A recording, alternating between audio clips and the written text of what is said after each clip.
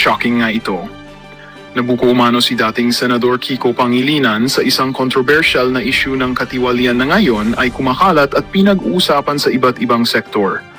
Ayon sa mga ulat, may mga dokumentong lungang na nagdudugtong sa kanyang pangalan sa irregular na paggamit ng pondo. Dahil dito, malaki ang dagok sa kanyang pangalan at kredibilidad bilang isa sa mga matagal ng kilalang lidero oposisyon. Batay sa impormasyon, ang nasabing alegasyon ay may kaugnayan sa umano'y may alokasyon ng budget na inilaan para sa ilang proyekto noong siya ay nasa puwesto pa. Ang mga kritiko ay nagsasabing malinaw ang papel ni Pangilinan sa nasabing usapin, dahilan upang kuwestiyonin ng publiko ang kanyang paninindigan laban sa katiwalian. Hindi rin naiwasan na umani ng batikos mula sa netizens ang dating senador na dati nakilala bilang tagapagtanggol ng magsasaka at mamamayan. Sa ngayon, nananatiling mainit na usapin ang isyong ito at hinihintay ng publiko ang magiging tugon ni Pangilinan sa mga akusasyon. Marami ang nagsasabi na kung mapapatunayan ng mga paratang, tuluyan nang guguho ang kanyang reputasyon at kredibilidad sa politika. Samantala, nananawagan ng taumbayan na dapat manaig ang hustisya at hindi dapat matakpan ang katotohanan.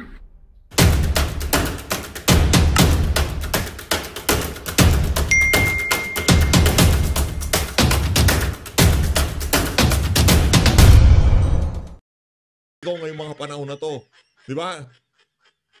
At siya ho, ang kaisa-isang individual na makakapagbayad ng 759,000 pesos sa isang pagkain, sa isang meal, ika nga. Panoorin mo natin ito. Ito yung kumpletong video. Game. Ito, katas ng flood control. Game. Feeling ko mas mura dito. Talaga? 500. It naman 500k. 500. Anak ng towa. Nangyari sa'yo, te. 100? Yeah. Sure na yun. Sure. Okay. Tililing. Ang dami namin. Ano yan, hipon? Hipon, pinaliguan lang ng butter, 759,000? Natira guys, guess the bill. Hindi na natin naubos. So, what's your guess? Dahil nasa Grand Hyatt tayo, feeling ko. Sa bagay, tayo naman ho dito, hindi naman ho tayo naiingit sa mga yan kasi kung wala naman yung pera natin, di ba? Wala naman flood control projects yung mga magulang yan. Diba? Wala naman silang mga palsipikadong flood control. Kaya tayo ho'y may ambag dyan sa kinakain nila na yan. Di nyo man lamang kami inalok kahit ng isang hipon. 750k, anak ng toko, ilang buffet na yan. Ilang tao na mapapakain mo dyan. Pagka nga naman, anak ng toko. 350k? Oh shit. Feeling ko din. Sabay mura. Oh. Feeling ko din. Maliit na yun, no?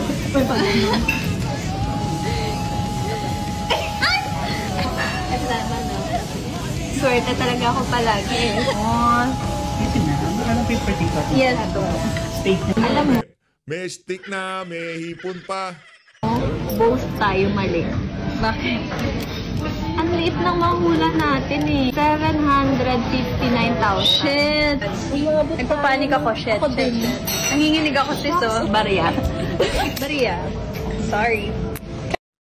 Sorry. Ang yayabang ng mga... Eto na! Ang pinakahahantay ng lahat. Ang tanong, ang anak ba ng mga korap na kontraktor na to, pwede ba ho natin kasuhan? Pakinggan ho natin itong si Hey Attorney. Hey Attorney, mega love shoutout Hey Attorney ha. Naligaw lang ako sa video mo na to. Hey Attorney, pwede bang kasuhan ang mga anak ng korap na kontraktor? Ang sagot ni Attorney ay... Mga anak ba ng mga corrupt contractors na yumaman dahil sa mga ghost projects, pwede din ba silang makasuhan? Yes, yung mga Nepo babies and mga Disney princesses who are using taxpayers' money to fund their crazy rich lifestyle, they may be held criminally liable. First, for money laundering under RA 9160 with an imprisonment of up to 14 years. Kung ginamit nila ang perang galing sa nakaw or pangungurakot to buy their luxury bags, sports cars, houses, condos, and international travels, this may be considered as money laundering because number one, the dirty money comes from an unlawful activity like, for example, stealing from a flood control project. Number two, they converted, used, or disguised the money by depositing it in a bank account or buying properties, lands, and whatnot. Third, they know this money is ill-gotten. To prove na may knowledge ang isang Nepo baby na yung perang ini-enjoy niya is actually ill-gotten wealth, you can use as evidence yung very lavish lifestyle nila as posted on their social media accounts. Kung very clear naman sa lifestyle nila na hindi ito commensurate or hindi ito reasonable dun sa possible income ng isang contractor, then clearly this is unexplained wealth. Then the Nepo baby is completely aware that the money that they are enjoying comes from illegal sources. Hence, they may be guilty of money laundering. Second liability, tax evasion. Kung ang Nepo baby ay wala namang sariling income pero meron siyang all of a sudden mansyon or mga sports cars at hindi siya nagbabayad ng tamang buwis, then pasok ito sa tax evasion. Third, the Nepo baby may be criminally liable as an accessory for the crimes of bribery and graft and corruption. If guilty ang parents nila ng crimes na ito, then possibly madamay sila as accessories to the crime. This usually happens if yung kumpanya or mga assets and properties ay nakapangalan doon sa kanilang anak or sa Nepo baby. So, pwede pa ba nating mabawi ang perang kinurakot nila? Yes, pwede nating mabawi ang pera at ang mga ari-arian nila, including their luxury items, through asset freezing and forfeiture done by the Anti-Money Laundering Council. This is because the wealth that they are enjoying is ours, it's the taxpayers' money, it's the government's money. So those are the possible cases na pwedeng ikaso sa isang Nepo baby. How about you? Do you know of any other case that we can file against them? Comment below. This is Sana kasuhan lahat, pati yung presidente kasi para ho tayo naglulukuhan dito Natuon ang ating pansin dito sa mga Nepo baby na to na mga parang nawala tayo doon sa usapin. Sino bang most guilty dito? Doon muna tayo. Sino bang most guilty dito sa issue na to? Yun ba mga kontraktor? Mali. Sino bang most guilty dito? Yun bang mga DPWH district engineer? Mali na naman. Sino bang most guilty dito? Yung mga congressman? Mali na naman. Ang most guilty dito ang presidente. Dahil sa pagiging incompetent niya, napalusutan siya ng mga magnanakaw sa kanyang administrasyon. Siya ang most guilty. Ang dating ngayon, yung mga kaalyado niya sa Senado, ang dating para hong inaabsuelto yung ating bangag na presidente. Yun ang problema natin. Anak ng tokwa bandang huli, itong si Marcos Jr., siya ang hero. Hindi hero si Marcos. Si Marcos ay bangag. Si Marcos ay inutil. Si Marcos ang most guilty dito sa issue ng flood control na to. Siya ang most guilty.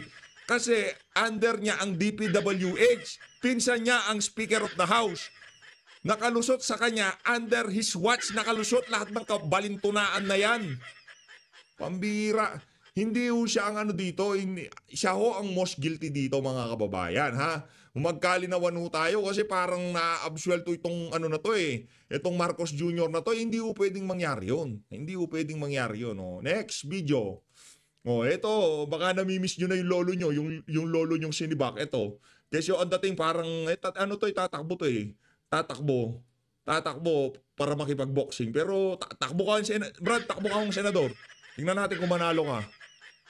Sige na, takbo ka nga. Tingnan natin. Mataas yung pangarap nito kasi alam niya kung sitting senator siya, kung meron siyang pwesto sa pamahalaan, mahihirapan siyang galawin kung sakaling magpresidente na si VP Sara. Yung senaryo na magpe-presidente si VP Sara, yun yung pinaka-ika nga hindi mapipigilan, di ba? Nicolas Torre, kaya ngayon pa lang nag-aanda na kayo ng mga kaibigan mo. Ito pakinggan natin. Kala mo naman daming concern sa kanya. Luko-luko. Magandang araw po sa inyong lahat. Una po sa lahat. Maganda ang araw ko pero nung nakita kita, anak ng tokwa, wala na, naging gloomy yung araw ko. Langya ka, nung maganda sa araw, nakita na ang pagmumukha mo. Buti pa sabihin mo nakakabwisit na araw dahil nandito na naman ako. Sisirain ko na naman mga araw nyo. Buti nga natanggal ka. Hindi ka kasi marunong sumunod Meron ng kadil si John Vic doon sa mga rifle Pipirma ka na lang Hindi ka pumirma. Yan tuloy, sinibak ka. Hindi, pero ang dikit talaga nitong si John Vic, sinartatis, Matuloy. Maraming salamat sa aking mga taga-suporta. Ramdam ko ang inyong pagmamahal at tiwala. Sa gitna ng lahat ng kaganapan at nagaganap, ang inyong mga salita at panalangin ang nagsilbi at magsisilbing lakas at inspirasyon ko. Ikalawa, salamat din sa mga naawa sa akin. Ngunit hinihiling ko sa inyo, huwag niyo akong kaawaan. In spite of my abrupt removal as Chief of the Philippine National Police, okay po ako. Kung meron man tayong dapat kaawaan, iyon ay ang milyon-milyon nating mga kababayan na paulit-ulit na nagiging biktima ng palagiang pagbaha. Sila ang tunay na nangangailangan ng tulong at kalinga sa panahon ngayon, sapagkat hindi naman sila ang dapat laging nagdudusa at naghihirap tuwing Ang problema, ba't binabasa mo eh? Hindi galing sa puso eh, binabasa mo eh. Pagka hindi mo na binabasa yung speech mo na yan, maniniwala na kami sa'yo. Kaso binabasa mo, brad eh. Labo mo eh. Politician na datingan. John Vic, parang bandang huli eh, mas una pang magiging senador sa'yo itong bakulaw na to pumupustura eh. Meron ng State of the Nation ina-address na niya ang publiko Naknanto meron bang concern sa'yo? Buisit ka. tagulan. Ikatlo, inuulit ko na wala akong sama ng loob sa ating Pangulo.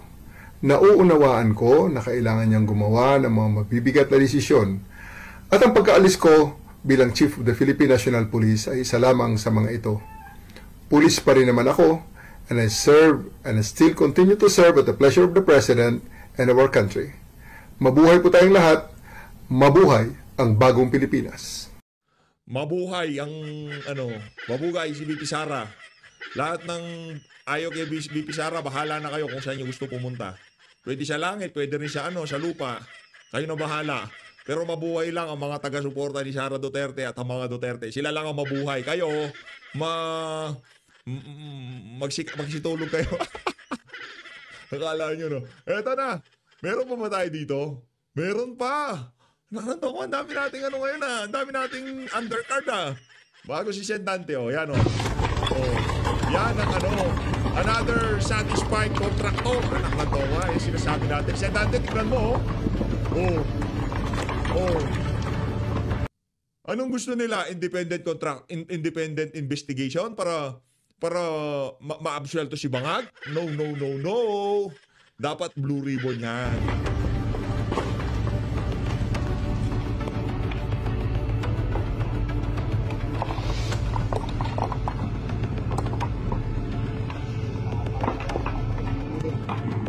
Grabe. Stone. Ano to? Hirap-hirap. Ayan. Kinakamay lang na si Sino. Ay, nako. Mahal kong Pilipinas. Pilipinas kong mahal.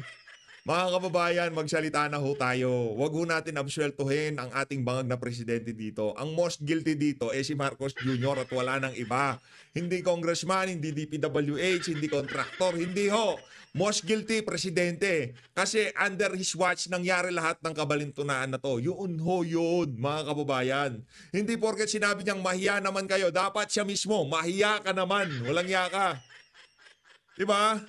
Ang dating para siya pa hero ngayon. Latag lang ho natin pagmamukha nitong si Claudinco dito para at least yung mga kababayan natin makita nyo naman ho kung saan yung tipong makita nyo kung sino yung mga natin, yung mga kailangan natin bantayan sa mga susunod na panahon. At isa dyan yan si Claudinco. Game. Senate Blue Ribbon Committee ay talaga namang mag-imbestiga. Si Senador Kiko Basan ay miyembro po ba ng Blue Ribbon Committee? Nag-apply siya. Nag-apply, nag-presenta yung kanyang sarili, isama. Karaniwan kasi, susulat siya. Opo. Kung pwede sana, maging miyembro ako ng committee mo. Okay. Pinayagan ko. Okay. So, technically, miyembro siya ng Blue Ribbon Committee. Oo. So, ano po ang gusto niya palabasin dito? Miyembro pala siya ng Blue Ribbon Committee, nagsusuwestiyon siya ngayon ng isang... Anong tanong mo? Anong gusto niya? Anong gusto niya palabasin dito? Di ba? Hindi mo alam kung anong gusto niya palabasin? Hindi, kasi miyembro siya, tapos nagsasuggest siya ng bumuo pa ng isang bukod na grupo na mag-iimbestiga. Oh. Same subject matter. Ano po ang gusto niya palabasin dito? Insulto niya ako. Yung maliwanag ho yun, mga kababayan Ang pakay lamang nitong si Kiko Matching na magtayo na ng magtalaga ng isang grupo na mag-iimbestiga sa issue na yan insulto lamang dito kay Senator Rodante Marcoleta.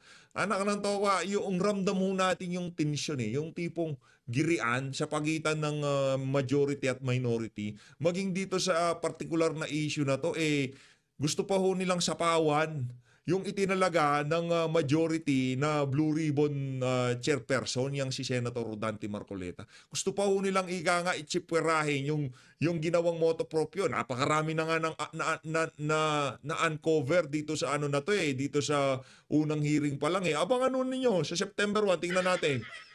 Gusto nyo ng isa, ito anticipated ko na to. Gusto nyo naghahanap blood bath tayo dyan sa Blue Ribbon. Kung magiging Red Ribbon yan, huwag kayong mag-alala. Sa September 1, Red Ribbon Committee yan. Madugo ang mangyayaring laban dyan.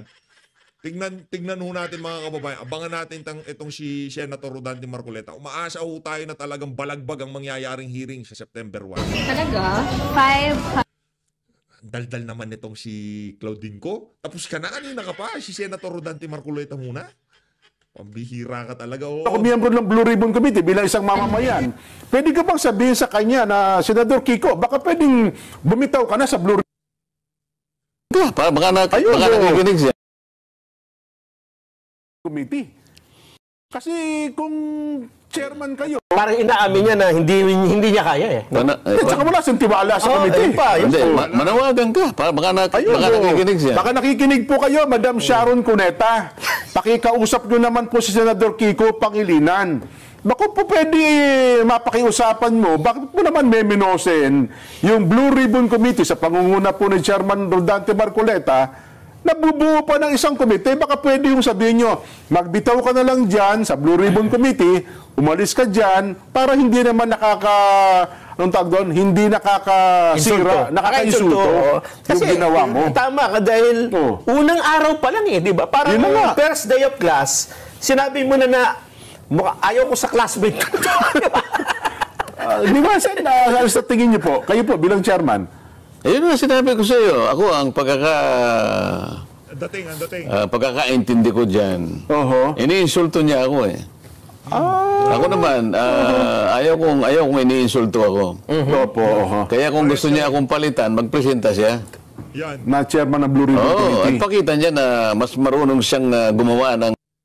Ako rin ayaw ko na iniinsulto ako Pero ngayon okay lang. Pero dati ayoko. Pero siguro ngayon okay na. Pag ininsulto ako, pasukin ko dito, palabasin ko. Hayaan ko na lang siya. Mandatong itinalaga sa committee na yan. Hindi, yung punto na yan, sir, baka malabo pa baka ayawan ng taong bayan yan Pero ako sa tingin ko, bilang isa po na nag-oobserba, Sen, kung wala po kayong tiwala sa Blue Ribbon Committee, bilang miyembro, bumitaw na lang po kayo dyan. Sabihin nyo na lang, aalis na po ako, chairman ng miyembro ng Blue Ribbon Committee. Ito wala pala kayong tiwala Talagang medyo kaya ako nasasabi, yun ang aking pakiramdam. Opo. Katatransfer ko pa lang. Isang araw pa lang ang ginugol ko sa pag-imbestiga.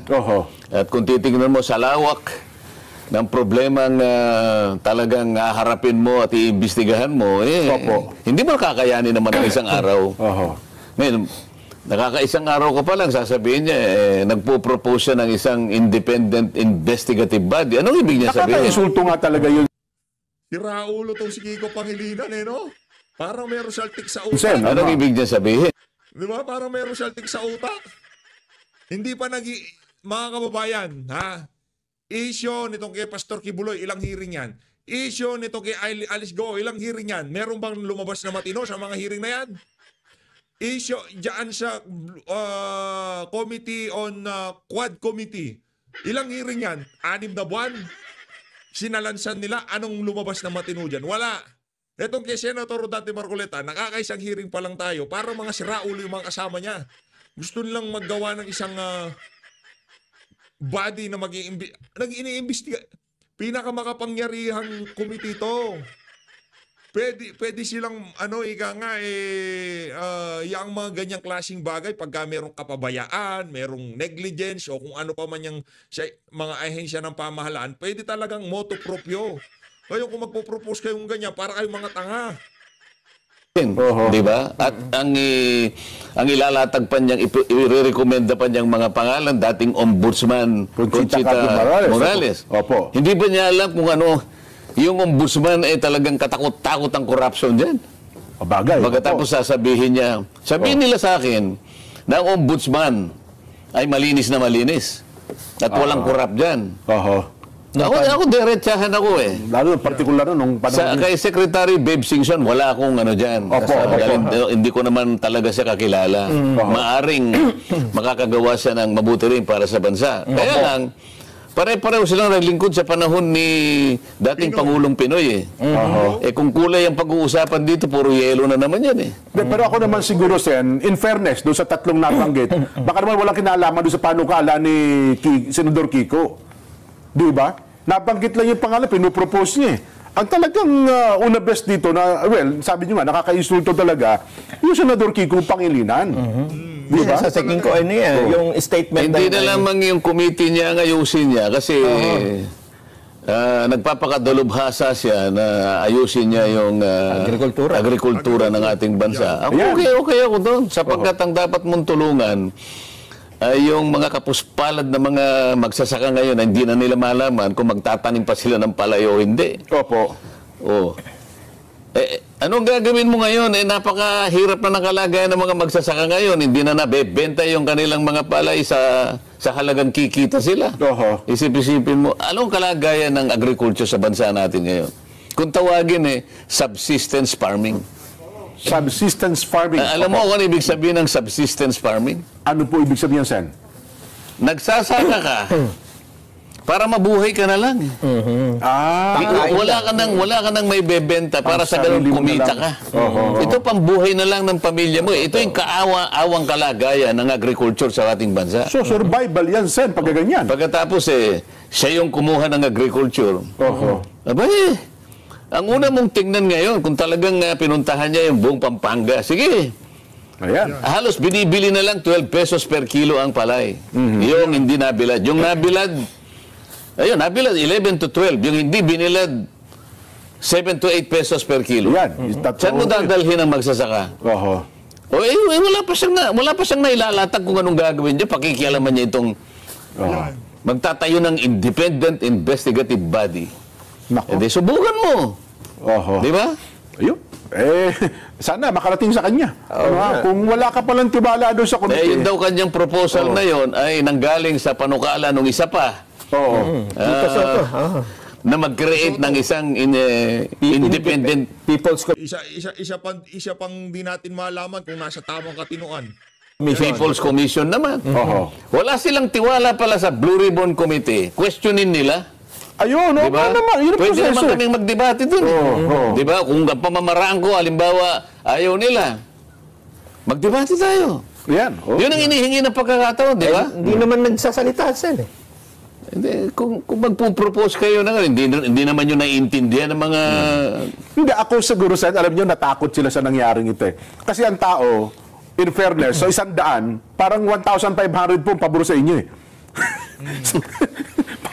Pangit nyo yung sa 100 tao, 1.5 ang pabor. Ibig ko sabihin, yung unang dating kayo sa Senado, Sen, mukhang iba agad ang dating eh. Yung tao kasi parang, sabi nila, nabuhayan kami ng pag-asa, meron palang ganito, pwede palang gawin ng ganito. Ako naman, ha?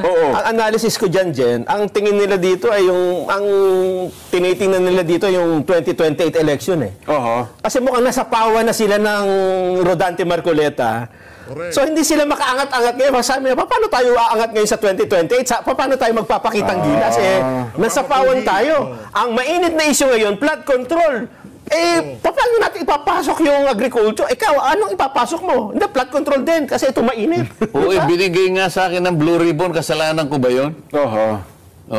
Wala namang, hindi naman sila nag-apply siguro ron. Nung ako, sabi ko, pwede nyo bang ibigay sa akin yan? Wala namang kumontra. Tinatanong ako kasi. Sabi ko, gusto ko sana yung Blue Ribbon. Po naman. Pwede naman nilang hindi ibigay sa akin. Hindi, naibigay ko na kayo, hiningi ganito eh. Wala naman eh. Sabi ko, kung wala, di kukunin ko. Wala naman eh. Problema ba yun? Yun na nga. Sa kabila ng mga pangyayari ito, Sen, makaka-apekto ba ito sa mga susunod ninyong pagdinig? Kasi sa Lunes, particular sa Lunes. Kasi in-expect, meron pa isang senador na nag-privilege speech din eh. Parang hinihiling pa yata na, ba't nyo kasi naman ako inunahan, meron pa akong mga gusto sabihin eh. Di ba? Lunes na pala naka-schedule ito. Saan yung second hearing nyo? Hindi nga, nung una nga, nagsalita na nga rin yun. Dapat sana kanya hindi sila nag-hearing muna yung araw na yun eh. Dapat pinauna nila ako 1 araw na lang sana. Pinauna mo na yung kanyang privilege speech. Parang yung kariton kanya, siyang humila kanya sa kalabaw. Sabi ko naman sa sarili ko, bakit kinakailangan ko bang tanungin lahat ang mga kasama ko sino yung magpiprivilege speech dito? Mandato ko ito eh. Malay ba natin na mayroon pala sila ganun? Ako may pananagutan dito eh. Ayun na nga po. In-announce ko naman yun eh. Naka-announce yun. Sa ganitong araw, magsisimula ang pagdinig ng Blue Ribbon Committee. Lahat alam. Ayan, Buti sana sumama siya doon. Ba't pinili niyang magpakatahi-tahimik pagkatapos na makapagsagawa ng isang pagdinig? At saka siya ngayon, magpi-privilege speech para kahit na hindi na pinapayagan ng tuntunin, sige, nakapagsalita pa rin. Ngayon, nung malaman niya na naman sa Lunes, magsisimula yung pangalawa. Nag-manifest sa floor, sabi niya, sana i-reset yung September 1. Bakit na? Yun talaga naman, nagkataong kanya na magsisimula yung pagdinig ng DBCC. Yung budget na ito. Sabi ko naman sa sarili ko, di pumunta ka doon sa DBCC. Oo nga naman. Malaya ka namang pumili kung saan ka pupunta eh. Bakit i-reset na naman? Kaya parang talagang parang ayaw nila na nakapagsisimula ako ng pagdinig. Kasi mukhang nakikita nila, Sen. May tinatanong ka kanina, maapektuhan ka ba? Ayun nga sinasabi ko dahil kasi kung minsan may mga pangyayaring ganyan na baka mawalan ka ng loob. Out of focus eh. Puro, kumbaga, pinagtulong-tulungan ka ng mga lumang class, mga old-timer eh. Pinagtulong-tulungan na ako sa House of Representatives eh. Sa bagay. Oo nga naman. Para namang nakalimot na kayo. Kamakailan lang ito eh. Pinagtulong-tulungan ako. Ako na lang ang natira. Pati hopya, kinuha pa nila. Ano nangyari? Nakalipat tuloy ako ron. Ayun. Pagtulong-tulungan nyo uli ka ngayon. Baka may ibang... bahala kayo. Akala, mawawalan ako ng loob. Masisiraan ako ng loob. Sumakay na silang lahat. Kapampangan yan. Hindi masisiraan ng loob yan, Sen. Sinasabi ko sa'yo, hayaan mo yung mga yan. Inggit lang sa'yo yan. Yung mga naninira-nira na yan, mga inggitero lang yan. Kasi, sila, gusto nilang umeksena dito sa issue ng flood control, hindi sila makaeksena. Kasi yung kasama nila sa alyansa. Magandang balita ang hatid namin sa inyo ngayong araw. Sa pagtatapos ng aming balitaan, nagbigay kami ng mga mahalagang impormasyon. Maraming salamat sa pagtutok at pagsuporta sa aming programa. Huwag kalimutang manatili sa mga susunod na araw para sa mga bagong balita at mga kwento na dapat nating abangan. Mula sa Boses ng Masa, magandang araw, Pilipinas!